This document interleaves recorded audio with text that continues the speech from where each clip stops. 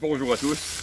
Je voulais profiter de ma petite balade du samedi en cette journée du mois de novembre exceptionnellement chaude pour vous présenter le parka de l'armée roumaine M1994 ou M94 tout simplement en camouflage dit Flecht. Je vous dis, il fait très chaud donc il y a sa doublure en plus à l'intérieur.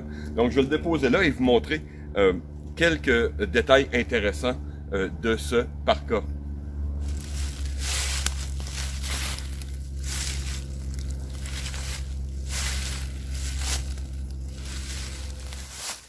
Donc voici le parka M94 de l'armée roumaine. Et détail important, c'est que la Roumanie était un satellite, évidemment, du pacte de Varsovie.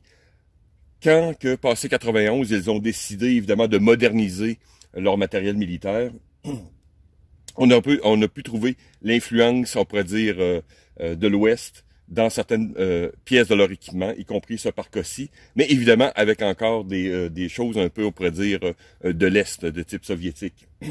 Donc, il y a plein de petits détails intéressants. Vous avez une coupe quand même relativement standard. Ici, attache avec des boutons. Donc, replié. Vous avez deux poches à main conventionnelles. Et les deux poches de poitrine ici, avec fermeture par bouton à l'intérieur, mais il s'agit d'une fermeture de sécurité. Donc, même fermée, vous pouvez glisser une pièce d'équipement à l'intérieur et la retirer ou l'entrer d'une manière, donc des chargeurs par exemple, si on verrait des choses assez intéressantes. Donc, c'est un accès rapide mais sécuritaire. Que l'on retrouve sur certains parkas comme les Tchécoslovaques, par exemple. Donc, encore ici, un petit relat, on pourrait dire, du côté de l'Est. Si on monte, on voit ici, les épaules ont été renforcées. Un style intéressant, un peu western, on pourrait dire.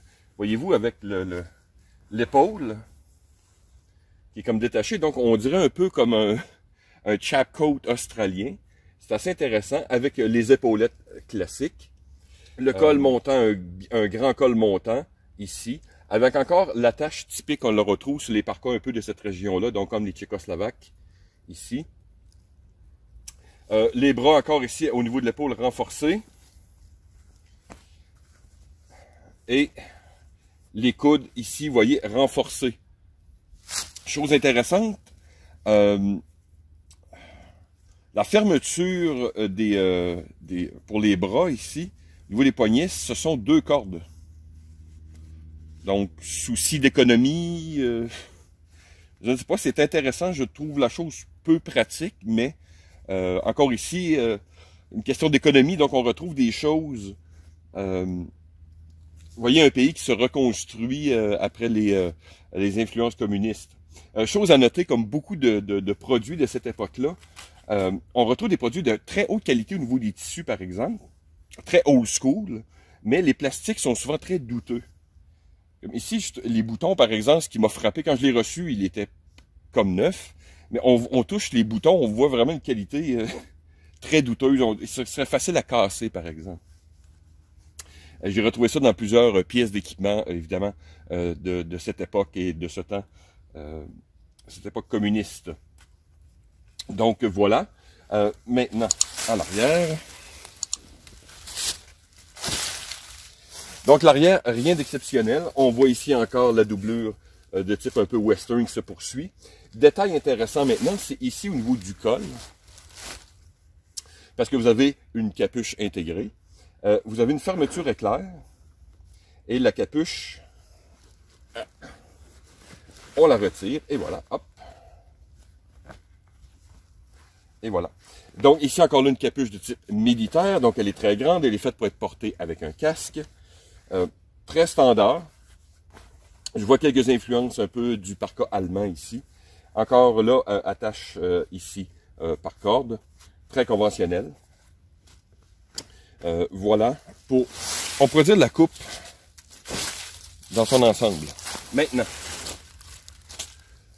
petit détail intéressant que j'ai trouvé un peu spécial ici.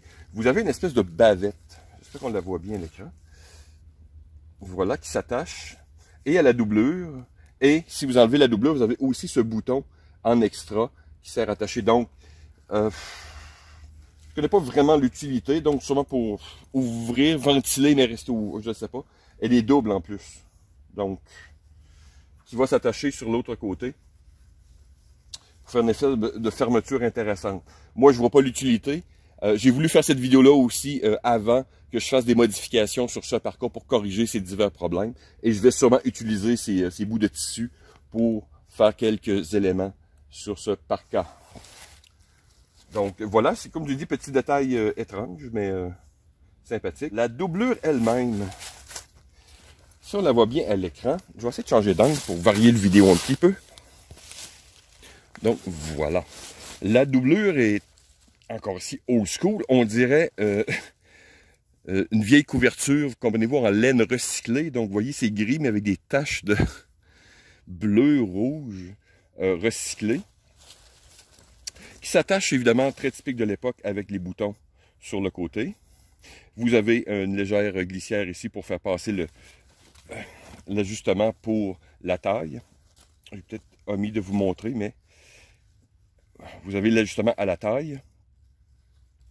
Ici, une corde. J'ai ajouté simplement un loquet à baril. Comme je vous dis, c'est pratique. Donc, encore ici, on voit les influences un peu allemandes. Aussi, dans le bas, vous voyez la même chose. Il n'y avait pas de corde. J'ai simplement rajouté une paracorde en attendant que je puisse trouver une corde de la même couleur un peu. Mais voilà. La doublure, comme je vous dis, intéressante. Donc, old school. Comme vraiment une vieille couverture de laine recyclée qui s'attache évidemment dans tout le pourtour. Et l'intérieur, ici. Donc, si on voit bien, l'intérieur des manches est ici renforcé donc pour mieux glisser. Donc, une espèce de nylon polyester qui s'attache par deux boutons tout simplement. Donc, encore ici, très typique de ce design. Donc, voilà, il n'y a pas grande chose intéressante. C'est une pièce d'équipement très rare ici au Québec. J'ai vu personne avec du camouflage roumain ou juste du matériel de l'armée roumaine tout court.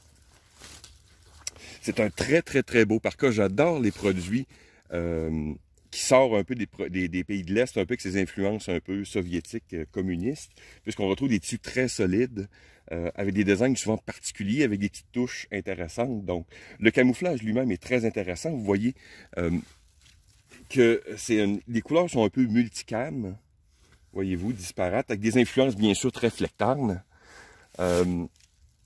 Qui doit très bien aller dans les forêts de Roumanie, je suppose. Et voilà. Et la coupe est généreuse, donc j'ai commandé bien sûr d'un site de confiance sur eBay. Le guide des tailles est très bon. Cette veste-là, ce parka me va comme un gant littéralement. C'est long, c'est bien espacé, beaucoup de place. En cas, je pourrais encore ajouter un gilet de laine sans problème. Donc voilà. Et le prix quand même assez intéressant aussi pour une pièce neuve. Les prix varient si vous cherchez Roumanie, des trucs de même, vous allez finir par trouver. Il y a aussi les pantalons qui sont doublés de la même manière, donc tout le kit au complet. Moi, je m'intéressais bien sûr au parka. Je vais peut-être essayer d'avoir d'autres pièces d'équipement, mais je trouvais la chose très intéressante. Donc voilà, pas de punch. Belle pièce d'équipement encore là pour ceux qui sont dans le militaria. Beau camouflage, assez rare ici, donc vous allez vous démarquer un peu de la foule. Alors, merci de m'avoir écouté. À la prochaine.